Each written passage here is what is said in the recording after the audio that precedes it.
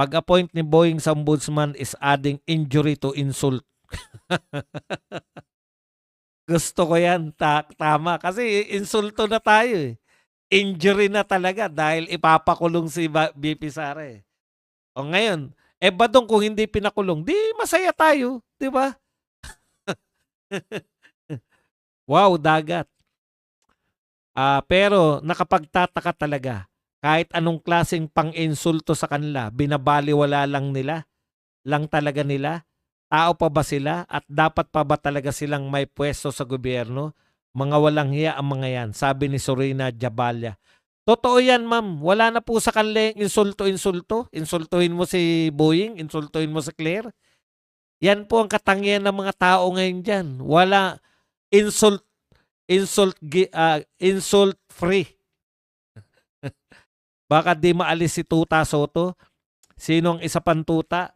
Baka si Erwin Tulfo, baka nga si Rizon Tiberos kasi gaguhan na, di ba? Ginagawa ng admin ni Bangag kasi blackmail ang ginawa ni Katonying. Idea ko lang po. Alam niyo po, yung ginawa po ni Katonying, reaksyon ko naman po dyan, diversion, di ba? O di, siyempre, ang kinukuha naman po ni Katonying, yung mga Duterte naman. Dahil nagsisinungaling si Risa eh.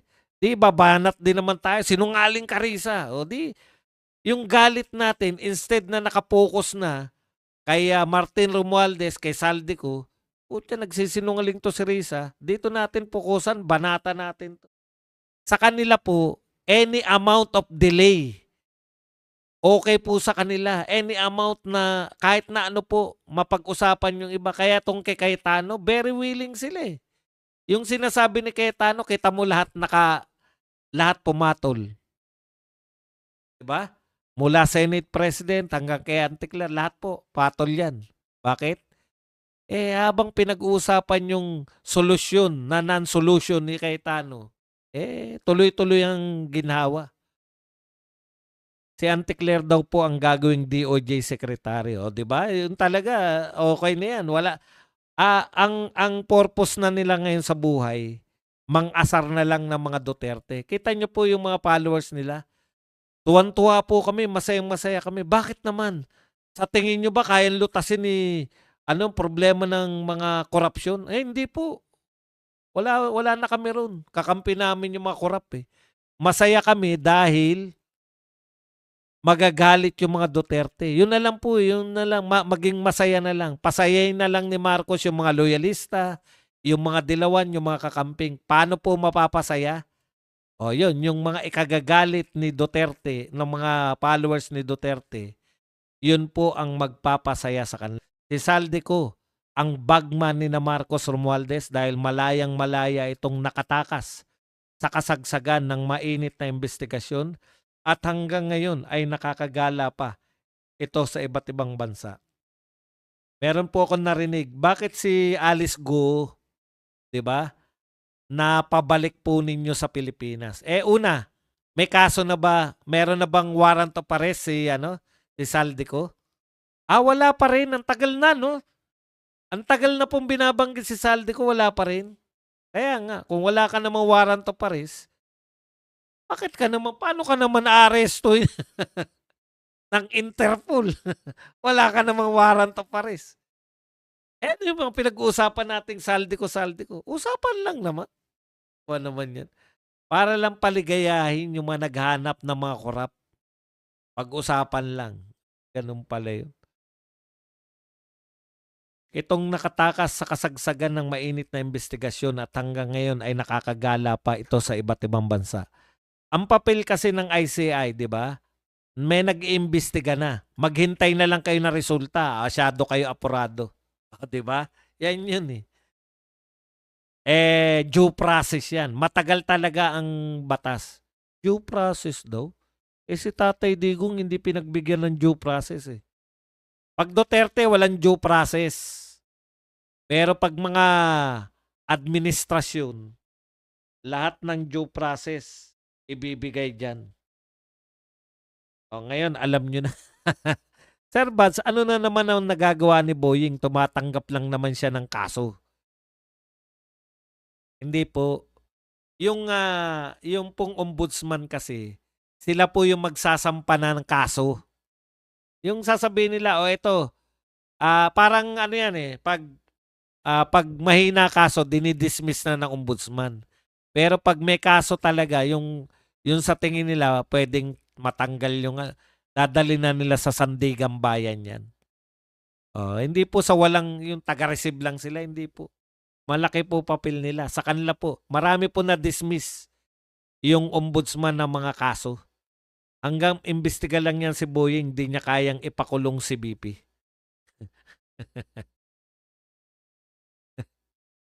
Parang yung sinabi na na walang, kung si Tatay Digong nga napakulong nila sa ICC pa eh.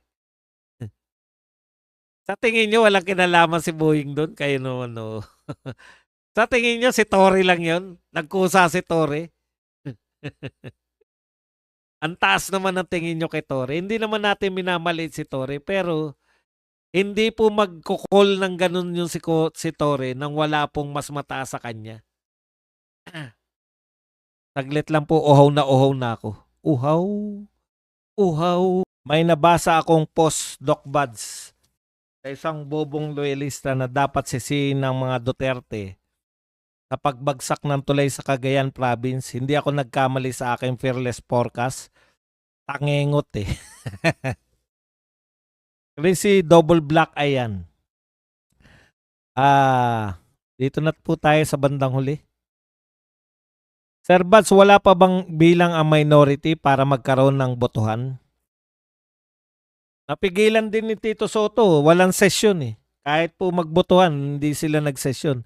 Sir Bats, wala pa bang, yan, Boss Bats, plan din na sila kay BP Inday. Assassination na kaya ang last plan nila? Mahirap po magsalita po ng ganyan. KB, alam mo na, sila ang batas ngayon. Kung si Era pa magsabi, weather lang. Cheboy, boss. Boss Bats, okay lang mapanis ang buko juice, may suka ka. Ang sabi po ng isang justice, di daw pwedeng sampahan ng ombudsman ng kaso ang impeachable official. Kita nyo na, hindi pala kayo pwedeng magsampa ng kaso? Sinong justice yan? Sige, babasahin ko yan mamaya. Perlita Olar, bigyan mo si Boss Badong ng baso. Okay? Okay na po, mas madali po eh. Mas kasi po, dalawa lang po baso ko rito. Parehong marumi. Maghugas pa ako ng baso. Pucha, tatagal pa. Naka-ano ko ngayon. Sana magkatotoo yan, KB, na hindi na aabutin. Sampahan na lang ng kowaranto si Boying sa SC. Sino nga po magsasampa? Kaya po nasasampahan yan dahil pro admin po yung nagsasampa. Kaya madali pong napapasa yun. Morning, Sir Buds. Nag-like na agad. Nolito Gregorio. Ito ang tamang panahon ni Senator Lapid na pakitaan ng kanyang ang kanyang mga kritiko.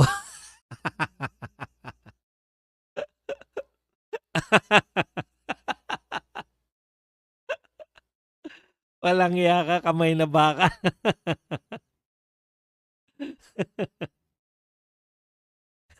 Total, ayaw nyo raw maging chairman ng Blue Ribbon. Pucha, pagkakataon na ni Lito Lapid. Patay tayo dyan.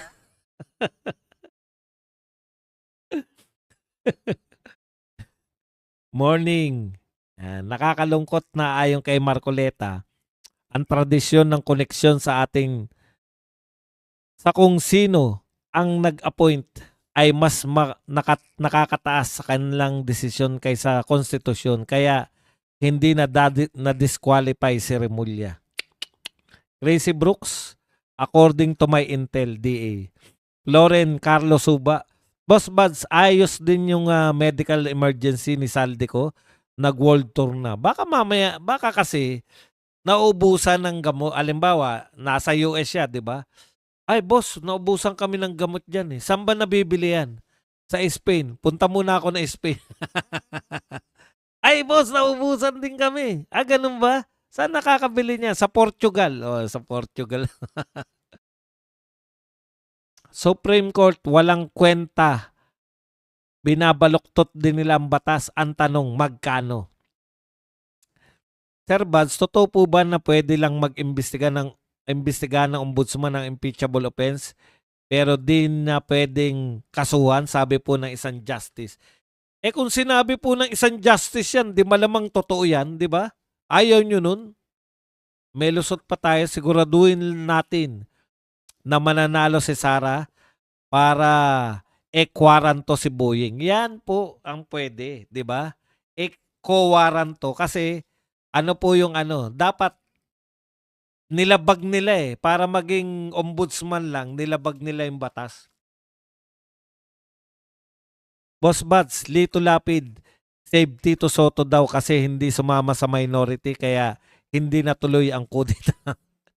Grabe naman kayo, Doc Buds. Pang-purok level lang talaga si Aunt Teresa. Oh, purok lang, hindi pang barangay captain.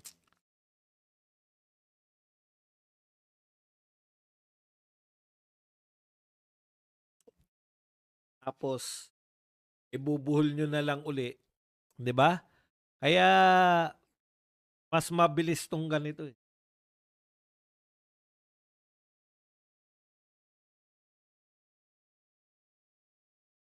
Tinatanong ako ni Wowong Pula Music. Boss Buds, legit po ba yung rally sa 12 October? Aba, hindi ko po alam. Wala pa po akong, alam nyo po, si Kiko Barsaga, marami pong follower yan dito po sa TikTok, ay sa Facebook, etc. Sa social media. Ngayon, kung ang question, mako-convert ba ni Kiko Barsaga yung kanyang mga follower to follow him no sa panawagan niyang rally? Ngayon po nating makikita, 'di ba? Yan po yan. There's always first in everything. Kasi katulad niyan, non-traditional naman yung mga batang itim na sumama sa rally nung September 21. Wala pa pong ganun eh. Nasa Luneta po ako, na ang dami na pong mga batang itim, yung mga tatuan, yung mga tato, nakapaligid lang po sa mga gilid-gilid. Oh, siguro hinihintay nila yung mga bulto nila, yung mga leader nila, no? Tapos yun, so ganun po yun. Malay natin, 'di ba? Putya, mabigla tayong lahat. Libo-libong hindi na pala millennials, no? Libo-libong Gen Z ang magpunta at sa panawagan. Eh, yun po yun. Mukha pong puro mga Duterte supporters lang yung nananawagan. Baka po ito yung susuportahan ng AFP. Let us see. Ako, sabihin lang kung saan yung lugar, pupunta talaga ako eh. Si Barsaga, nanawagan ng people power kasi wala nang pag-asang makapwesto. Nakapwesto na si Remulla eh. Si Sam Martires yata nagsabi noon kaya nga impeachable para walang haraping kaso. Ngayon, kung gagawin ni Boying na sampahan ng kaso si BP, yung ombudsman ay impeachable din. So, pwede ding kasuhan. Alam niyo po, yung usapin po kasi ng impeachment, mahirapan po kayo dyan pag hindi nyo kontrolado yung house. No?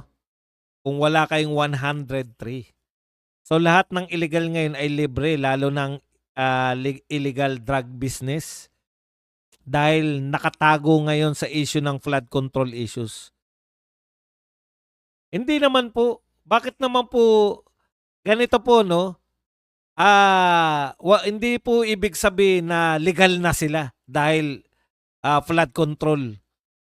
Pwedeng tuwan-tuwa sila ngayon dahil nawawala sa kanila yung focus eh, 'di ba? Criminal pa rin po sila eh. Hindi naman po nawawala yung pagiging criminal nila eh. Ang focus po ng mga tao ngayon dito po sa flood control, totoo po 'yan. Ngayon, ang gusto rin po naming tutukan yung flood control. Totoo rin 'yan. Bakit? Kasi mga tao ng gobyerno tong nasa flood control eh. In the first place, illegal. Huwag nyo po sabihin na gusto ng mga Duterte ng mga mga kriminal sa droga. Ayaw natin 'yan. 'Di ba? Kaya nga nanalo si Digong dahil 'yan eh. Hindi po natin isinasantabi 'yan. Hindi na nga malutas-lutas ni BBM 'yan, pati ba naman tong mga dulot ng mga tauhan niya, hindi niya pa rin kayang lutasin. Yun yung po yung panawagan namin eh.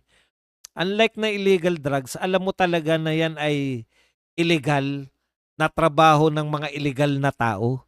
Ito po, illegal na trabaho ng mga legal na tao. Legal po to eh. Legal yan si Martin, legal yan si Saldico, legal po itong mga DPWH. At lahat po sila under po, under ni Marcos, at lahat po yan, di ba? Under ng isang ng konstitusyon, legal dapat. Pero bakit illegal ang kanilang ginagawa? Yun po yung pagkakaiba nun.